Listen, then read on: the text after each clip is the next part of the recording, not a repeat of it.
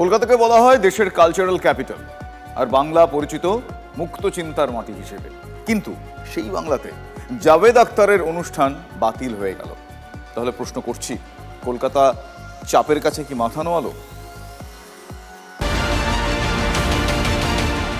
গত কয়েকদিন থেকে এই পোস্টারগুলো দেখা যাচ্ছিল গোটা শহর জুড়ে। পশ্চিমবঙ্গ উর্দু একাডেমির অনুষ্ঠান, একাধিক আমন্ত্রিতের সঙ্গে জলজল করছিল তার নামটাও, জাভেদ আখতার। কিন্তু সোমবার সন্ধে কলা মন্দিরে গিয়ে দেখা গেল অন্য ছবি।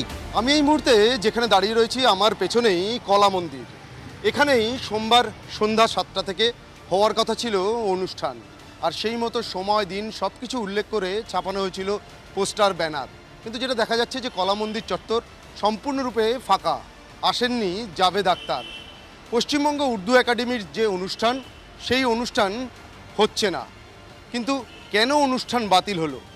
প্রশ্নটা সহজ হলেও উত্তরটা বেশ কঠিন।